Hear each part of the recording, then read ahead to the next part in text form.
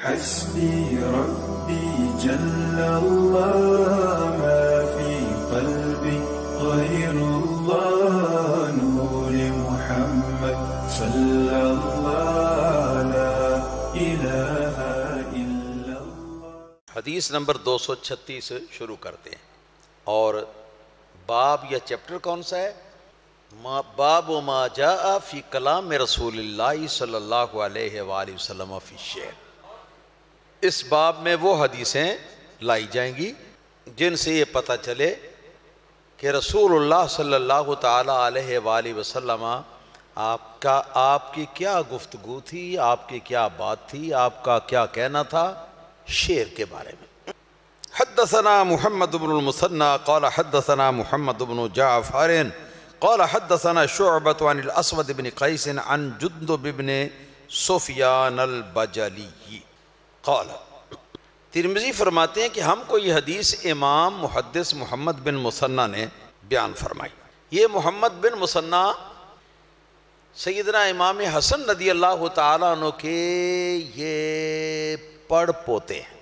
انہوں نے فرمایا کہ ہم سے یہ حدیث بیان کی محدث محمد بن جعفر نے، حضرت جعفر طیار مولا علی رضی اللہ تعالیٰ عنہ کے جو بھائی ہیں، ان کے صاحبزادے حضرت محمد نے۔ انہوں نے فرمایا کہ ہم کو یہ حدیث امام شعبہ نے بیان فرمائی۔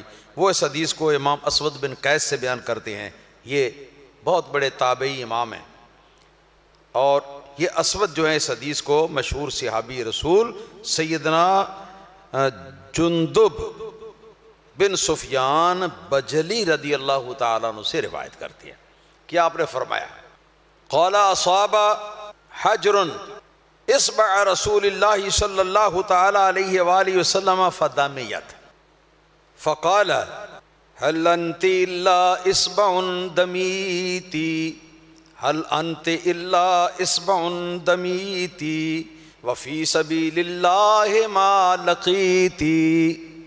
یہ شعر ہے جو نبی کریم صلی اللہ علیہ وسلم کی زبان مبارک پر اچانک از خود جاری ہو گیا تھا، تو میں نے بھی اس کو جس طرح عرب پڑھتے ہیں نا شعر کو، میں نے اس طرح پڑھ دیا۔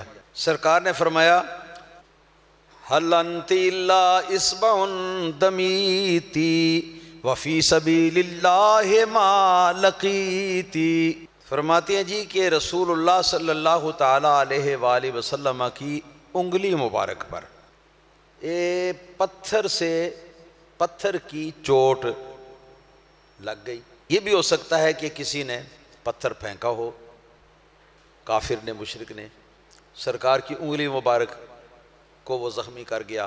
یہ بھی ہو سکتا ہے کہ پہاڑ کے اوپر چڑھتے ہوئے احد کے غزوے اور مارکے میں نبی کریم صلی اللہ علیہ وسلم پہاڑ کے اوپر چڑھ گئے تھے، اوپر جا کے تو اوپر غار تھا، اس غار کے اندر نبی پاک صلی اللہ علیہ وسلم آپ کو صحابہ کرام نے وہاں محفوظ کر دیا تھا۔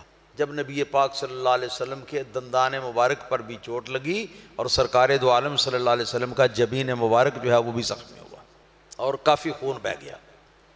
کفار کا اس وقت غلبہ تھا، ان کے حملے کا زور شور تھا، نبی پاک صلی اللہ علیہ وسلم کے قریب تک پہنچ چکے تھے۔ حضرت طلحہ انصاری رضی اللہ تعالی عنہ وہ حضور نبی کریم صلی اللہ تعالی علیہ وآلہ وسلم کے سامنے جس طرح ڈھال ہوتی ہے نا، ڈھال بن کر کھڑے تھے کہ جو بھی تیر آتا، جو بھی تلوار کا وار آتا، جو بھی نیزے کا وار آتا، تو رسول اللہ صلی اللہ علیہ وسلم کے جسم پر جو وار کیا جاتا کفار مشرکین کی طرف سے، تو یہ فوراً آگے ہو کے تو وہ اس کو اپنے جسم کے اوپر لے لیتے۔ 90 سے زیادہ زخم حضرت سیدنا طلحہ انصاری رضی اللہ تعالیٰ عنہ کے جسم مبارک پر آئے سرکار کا دفاع کرتے ہوئے، اور اس پر ان کو فخر ہے۔ تو ایسے میں ایک مرحلہ آیا کہ انہوں نے رسول اللہ صلی اللہ تعالیٰ علیہ وسلم کو مشورہ دیا کہ غار میں حضور آپ تشریف فرما ہو جائیں، وہاں ان لوگوں کا کوئی اثر نہیں پہنچے گا۔ نبی پاک صلی اللہ علیہ وسلم نے فرمایا کہ ٹھیک ہے۔ تو یہ طلحہ رضی اللہ تعالیٰ عنہ نیچے بیٹھ گئے، حضور سے عرض کیا کہ حضور آپ میرے کاندھوں کے اوپر قدم رکھ کر تو آپ کھڑے ہو جائیں، اور کھڑے ہو کر جب سرکار کھڑے ہو گئے تو اب حضرت طلحہ جو ہے وہ بھی اٹھ کے کھڑے ہو گئے. سرکار دو عالم صلی اللہ علیہ وسلم کو اس طرح اونچا کیا اور سرکار آگے وہ جو پتھر تھے پہاڑ کے ان کو ہاتھ رکھتے ہوئے آہستہ آہستہ وہ غار کے اندر سرکار پہنچ گئے. تو واقعہ یہ جنگ احد کا ہے. تو ممکن ہے، عین ممکن ہے کہ وہیں پہ کوئی پتھر جو ہے اس کی چوٹ، ہاں جی، پتھر کو پکڑ کر جمپ لگانے میں کوئی چوٹ جو ہے وہ آپ کی انگلی مبارک پر ایسی لگ گئی کہ جس سے خون چل پڑا. تو یہ تھا واقعہ. تو سرکار دو عالم صلی اللہ تعالی علیہ وسلم نے کیا فرمایا؟ دیکھا کہ خون بہ رہا ہے تو سرکار دیکھ کر فرمانے لگے حل انت الا اصبع دمیتی وفی سبیل اللہ ما لقیتی. سرکار دو عالم صلی اللہ علیہ وسلم نے انگلی کو مخاطب کرتے ہوئے ارشاد فرمایا کہ حل انت الا اصبع، یقیناً تو ایک ایسی انگلی ہے دمیتی کہ جس کا خون بہنے لگا ہے، جو خون آلود ہو چکی ہے اپنے زخم کی وجہ سے. تو پھر وفی سبیل اللہ ما لقیتی، سرکار نے ارشاد فرمایا یہ ما اگر ما موصولہ ہو تو معنی بنتا ہے وفی سبیل اللہ ما لقیتی. حالانکہ یہ جو کچھ تو نے تھوڑی سی تکلیف اٹھائی ہے، تھوڑا سا دکھ اٹھایا ہے، یہ اللہ کی راہ میں اٹھایا ہے. تو اس لیے فکر کی کون سی بات ہے، پریشانی کی کون سی بات ہے؟ تجھے تو خوش ہونا چاہیے کہ اور زیادہ بلکہ خوش ہونا چاہیے تجھے کہ اللہ تعالیٰ نے یہ کرم فرمایا کہ تیرے خون کے چند قطرے اللہ تعالیٰ کی راہ میں بہہ گئے. یہ شعر کا مطلب ہے. بعض شارحین نے مثلا علامہ امام عبدالرؤف مناوی رحمۃ اللہ تعالیٰ نے علیہ نے اس ماں کو ماں نافیہ قرار دیا ہے. وہ فرماتے ہیں کہ یوں ہے شعر حل انت الا اصبع دمیتی وفی سبیل اللہ ما لقیتی. نہیں ہے تو مگر ایک انگلی، ایسی انگلی کہ جو خون ناک کو چکی ہے، حالانکہ وفی سبیل اللہ ما لقیتی، سرکار نے ما نافیہ، حالانکہ تو نے اللہ کی راہ میں تو کوئی دکھ بھی نہیں اٹھایا. ما نافیہ ہو تو فعل منفی بن جائے گا. حالانکہ تو نے جو دکھ اٹھایا ہے اللہ تعالیٰ کی راہ میں تو ابھی تک تو نے کوئی دکھ اٹھایا ہی نہیں. تو اس کا مفہوم یہ بنتا ہے کہ سرکار گویا فرما رہے ہیں کہ جو کچھ تیرے ساتھ ہوا ہے یہ تو چیز ہی کچھ نہیں. ہاں جی، اس سے بڑھ کر اگر کچھ ہوتا تو ہم کہتے ہیں کہ اللہ کی راہ میں تو نے قربانی دی ہے. یہ تو بہت معمولی سی بات ہے. تو اس لیے گھبرانے کی بات نہیں ہے، پریشان ہونے کی بات نہیں ہے. یہ شعر سرکار دو عالم صلی اللہ علیہ وسلم نے پڑھ کر اپنے دل کو تسلی دی اور اپنی خوشی کا اظہار بھی کیا. ہاں جی، کہ اللہ کی راہ میں چلو ایک انگلی جو ہے وہ تو خون آلود ہوئی ہے. اس سے یہ پتہ چلا کہ نبی کریم صلی اللہ علیہ وسلم نے بھی کبھی کبھار شعر پڑھا، مگر شاعر اس کو کہتے ہیں کہ جو شعر بناتا ہے اپنی نیت اور قصد کے ساتھ کہ میں اب شعر بنا رہا ہوں، اس نیت کے ساتھ. سرکار کی کوئی نیت نہ تھی، اتفاقاً زبان کے اوپر یہ جو ہے نا یہ منظوم یہ الفاظ جو ہیں سرکار کے جاری ہو گئے. تو اس سے یہ پتہ چلا کہ شعر اتنی بری چیز بھی نہیں ہے جتنا بعض متشدد لوگ جو ہے وہ سمجھتے ہیں. ہاں البتہ شعر کا مضمون خلاف شرع ہو، آوارہ خیالی کو وہ زیادہ وہ کمک کرتا ہو تو اس قسم کا شعر جو ہے وہ واقعی حرام ہے. اب ہے حدیث نمبر 237. حدثنا ابن ابی عمر قال حدثنا سفیان بن عیینہ عن الاسود بن قیس عن جندب بن عبد اللہ نحوہ. یہ ایک اور استادی سلسلے کی سند جو ہے انہوں نے امام ترمذی رحمۃ اللہ نے بیان فرمائی ہے کہ کسی اور استاد کے ذریعے سے بھی ان کو یہ حدیث پہنچی ہے، اس کا یہ بیان آیا ہے. آگے اخیر میں انہوں نے کہہ دیا کہ نحوہ جیسا پچھلی حدیث میں آیا نا تقریباً ویسا ہی ہے مضمون. لہذا اب حدیث نمبر 238 پر چلتے. حدثنا محمد بن بشار قال حدثنا یحیی بن سعید قال حدثنا سفیان الثوری قال حدثنا ابو اسحاق عن البراء بن عازب قال. امام ترمذی نے فرمایا کہ ہم کو امام محمد بن بشار محدث نے حدیث بیان کی، انہوں نے فرمایا کہ ہم کو امام یحییٰ بن سعید بہت بڑے حدیث کے امام ہیں، انہوں نے حدیث بیان کی، اور انہوں نے فرمایا کہ ہم کو یہ حدیث حضرت سیدنا سفیان ثوری نے بیان کی، اور سفیان ثوری نے فرمایا کہ ہم کو یہ حدیث امام محدث ابو اسحاق نے بیان کی، اور وہ اس حدیث کو حضرت براء بن عازب رضی اللہ تعالی عنہما سے بیان کرتے تھے کہ یہ باپ بیٹا دونوں صحابی ہیں، براء بھی اور ان کے باپ عازب بھی۔ قال، حضرت براء نے فرمایا کہ قال لہ رجل، ان سے، کن سے؟ یعنی خود براء سے ایک آدمی نے کہا افررتم عن رسول اللہ صلی اللہ علیہ وآلہ وسلم یا ابا عمارہ، اے ابو عمارہ۔ ابو عمارہ کنیت ہے حضرت براء رضی اللہ تعالیٰ عنہ، ان کے بیٹے کا نام عمارہ تھا تو یہ ابو عمارہ ہو گئے، عمارہ کے ابو جی۔ اے ابو عمارہ، کیا تم رسول اللہ صلی اللہ تعالیٰ علیہ وسلم کو چھوڑ کر بھاگ گئے تھے؟ تم سے مراد صحابہ کرام، مراد ہے جنگ حنین کا موقع۔ فقال لا واللہ ما ولا رسول اللہ صلی اللہ علیہ وآلہ وسلم ولکن ولا سرعان الناس۔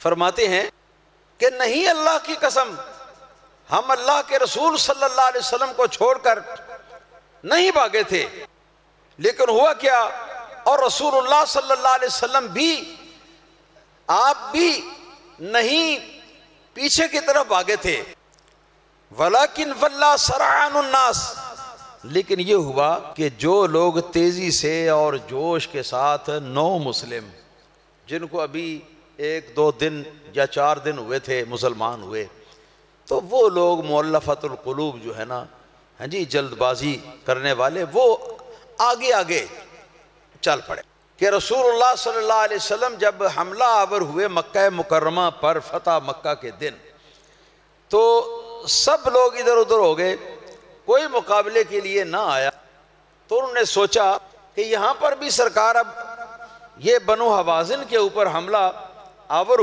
ہوئے ہیں، بنو حوازن اور بنو اوتاس پر، یہاں حنین کے مقام پر، تو یہ تھا اس لیے کہ رسول اللہ صلی اللہ تعالیٰ علیہ وسلم ابھی مکہ مکرمہ میں تھے فاتحانہ شان کے ساتھ، کہ آپ کو آپ کے مقرر کیے ہوئے جاسوس نے یہ خبر پہنچائی کہ بنو حوازن جو ہیں وہ حنین کی وادی کے اندر وہ اتر رہے ہیں، اور وہ اکٹھے ہو کے وہ چاہتے ہیں کہ مکہ مکرمہ کی طرف بڑھ کر تو مسلمانوں پر اور پیغمبر اسلام صلی اللہ علیہ وسلم پر حملہ آور ہوں۔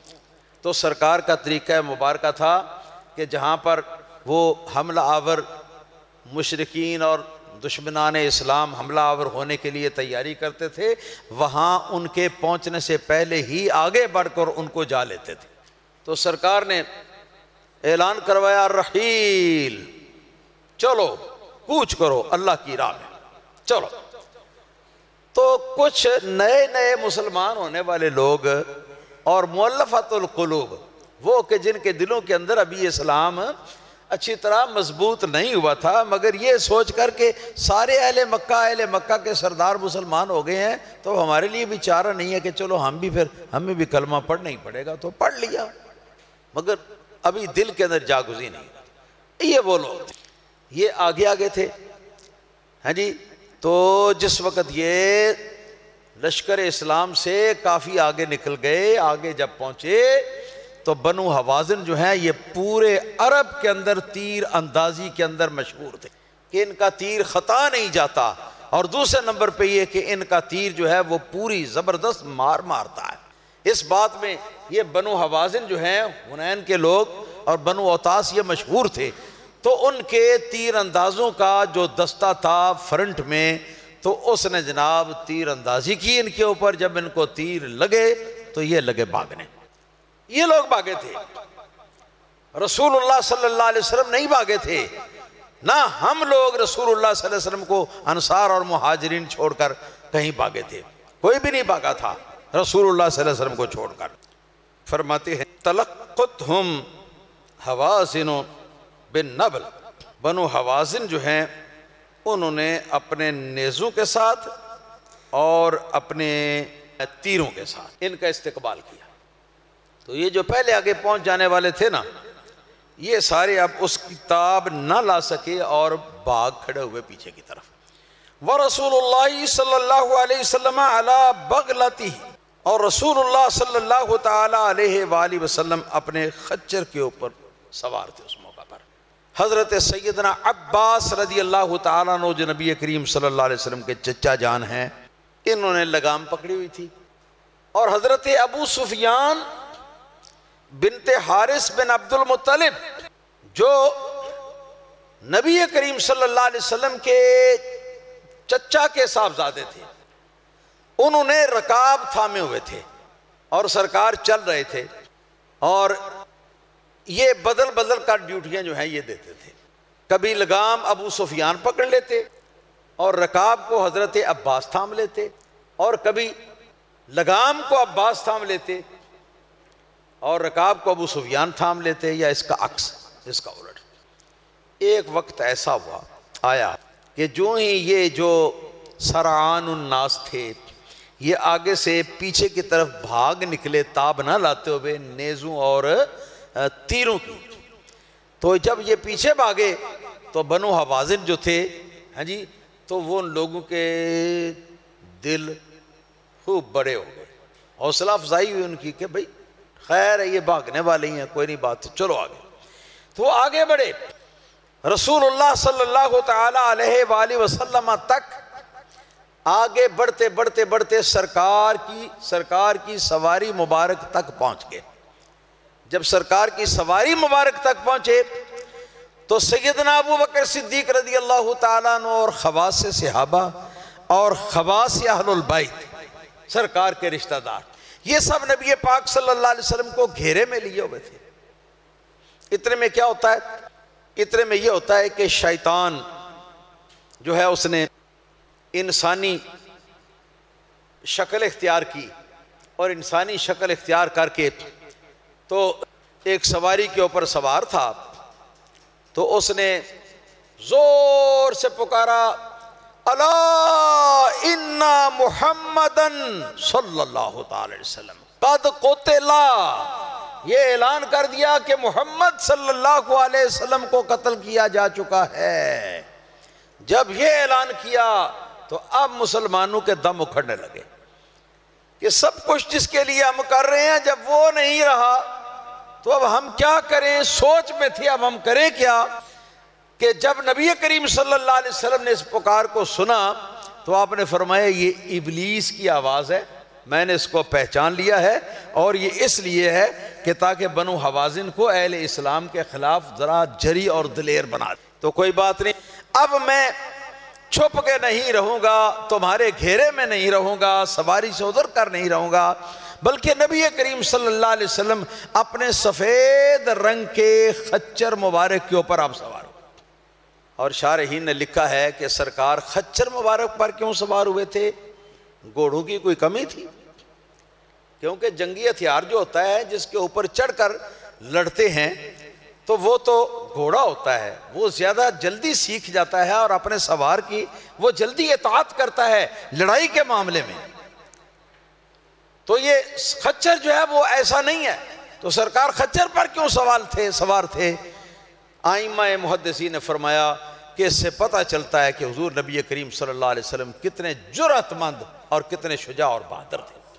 تو آپ پھر خچر کے اوپر چھلانگ مار کر تو جمپ لگا کر خچر کے اوپر آپ فوراً سوار ہو گئے، اور سرکار دو عالم صلی اللہ علیہ وسلم نے فرمایا انا النبی لا کذب، انا النبی لا کذب، انا ابن عبد المطلب۔